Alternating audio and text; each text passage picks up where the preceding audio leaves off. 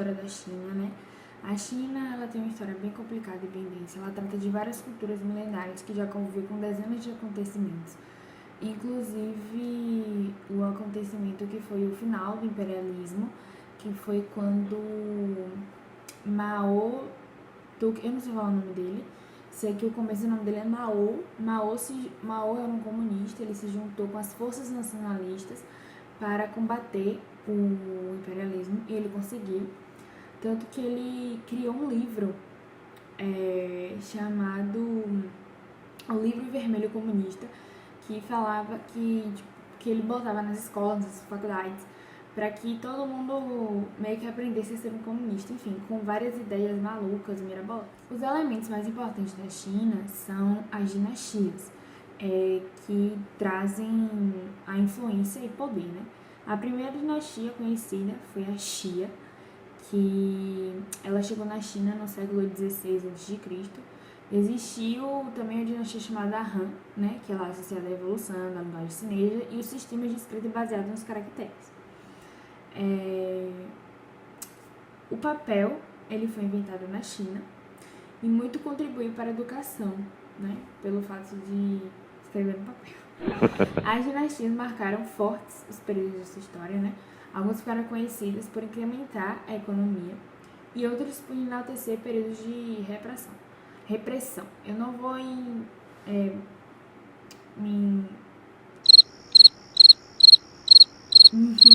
falar muito sobre economia, porque já vamos falar aí.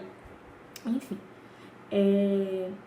tem a roda de seda da China, que foi criada pela seda chinesa, que é um dos materiais mais apreciados e comprados no mundo todo. A China, ele é um dos países mais ricos. Tá dizendo aqui no História da China, no Infoscola, que ele era um dos países mais ricos, porém ele ainda é. E é um dos países mais populosos do mundo, do planeta. No próximo vídeo eu vou falar um pouco sobre a população da China. Vou falar sobre a relação entre China e Hong Kong. Desde 1997, Hong Kong é uma região administrativa da China, o que significa que ela tem grande autonomia em relação ao governo central de Pequim. Isso garante à população direitos como o direito ao voto e o direito de se expressar, tanto em assembleias quanto em relação à imprensa. E esses direitos eles são inexistentes na China, já que é um país socialista e até mesmo aplicativos como Instagram, Facebook e WhatsApp são proibidos. Então, os chineses eles encontram aplicativos similares para suprir essas necessidades.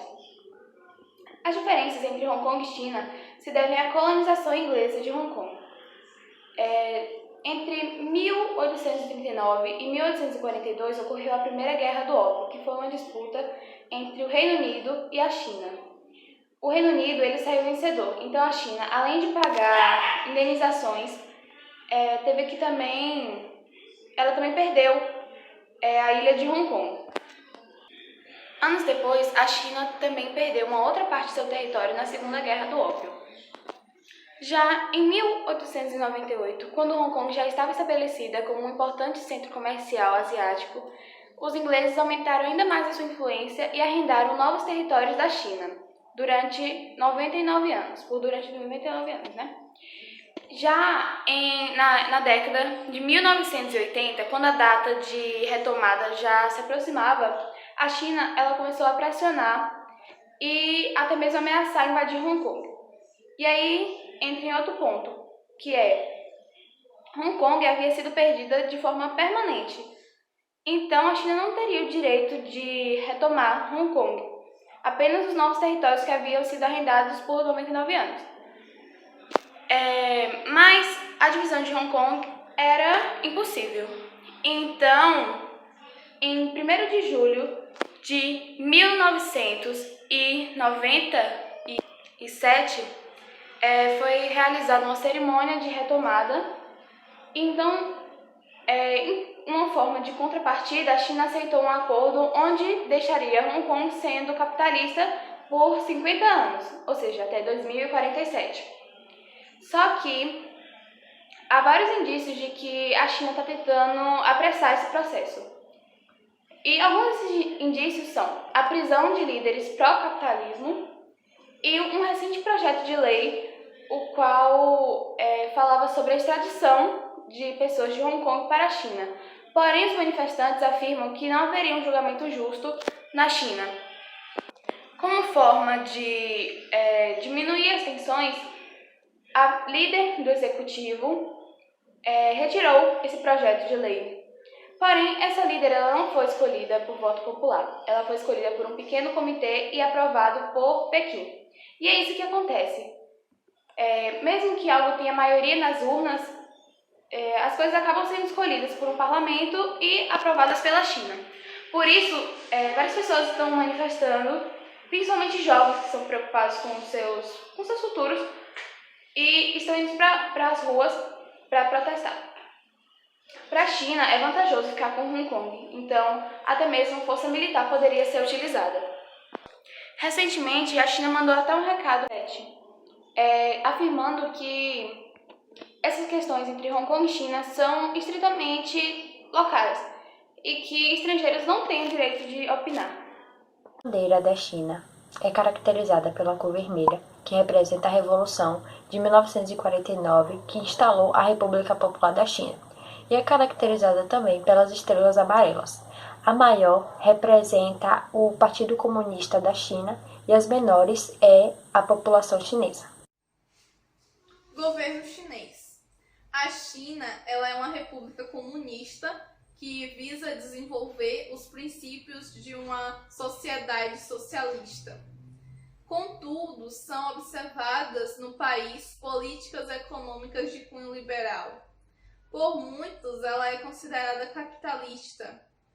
E o Partido Comunista, ele criado em 1921, está à frente do governo chinês desde 1949. O governo ele se baseia na atuação de um único partido, não permitindo a entrada ou a existência de outros. No passado, a China ela possuía um sistema político baseado na dinastia. Como assim? As famílias reais elas se sucedem no poder. O país foi governado ao longo de 288 anos por essa dinastia. E chamada Qing, sendo essa a última dinastia imperial chinesa. Com a queda do Qing, fundou-se no país a República da China, em 1911. No ano de 1949, Mao Tse ele revolucionou a China, foi líder da Revolução Chinesa por meio do Partido Comunista. Ele estabeleceu no país a República Popular da China ao fim da Guerra Civil Chinesa. Mao Tse ele governou o país até o ano do seu falecimento, que foi até o ano de 1976. Desde 2013, a China ela é governada por Xi Jinping. A capital da China é Pequim. Para os chineses, a pronúncia acaba mudando um pouquinho e se torna Beijing. Isso acontece por causa da tradução do alfabeto romano para o mandarim, então a fonética acaba mudando. Pequim é a segunda cidade mais populosa da China e sua população ultrapassa 21 milhões de habitantes. Pequim é uma das regiões mais visitadas na China e atrai turistas por sua história contada através de templos, jardins, parques. A população da China ela ultrapassou cerca de 1,4 bilhão de habitantes pela primeira vez no fim de 2019. Imagine agora, né? O Departamento Nacional de Estatística da China anunciou no dia 17, em Pequim, que a população do país aumentou em mais de cerca de 4 milhões em relação ao ano anterior. A China é um país com maior população em todo o planeta, como eu havia dito no último vídeo. Em 2016, o governo chinês aboliu a política do filho único. Antes ele tinha uma política que você só podia ter um filho, e se você tivesse mais de um filho, você tinha que pagar uma multa ao governo. Aí depois de 30 anos, ela foi revigorada e hoje em dia os casais podem ter mais de 2 filhos, pelo fato de que a população estava envelhecendo e não tinha pessoas novas, então é como se basicamente não tivesse muito conhecimento, entendeu? Como se o conhecimento fosse decaindo, enfim. Então, contudo, a taxa de natalidade começou a cair por causa de fatores como alto custo, né, para a criação dos filhos, enfim. Segundo o departamento, 14,6 milhões de bebês nasceram no ano passado na China. Houve uma queda de 580 mil de comparação com o ano anterior, e é o terceiro ano consecutivo o declínio anual. Então, é isso. Sobre a população, é isso. Segundo o Observatório de Complexidade Econômica, no ano de 2017, a China exportou cerca de 1,4 trilhões de dólares. A diferença entre exportações e importações representa uma balança comercial positiva. Agora eu vou falar um pouco sobre a cultura chinesa. A cultura chinesa é uma das mais ricas do mundo. Ela é repleta de particularidades e a história do país é contada através de paisagens repletas de monumentos e tradições. O idioma oficial da China é o mandarim, que varia segundo os grupos étnicos. A escrita compreende pictogramas e ideogramas que correspondem a uma complexidade de desenhos que retratam conceitos e não sons, como na maioria dos alfabetos.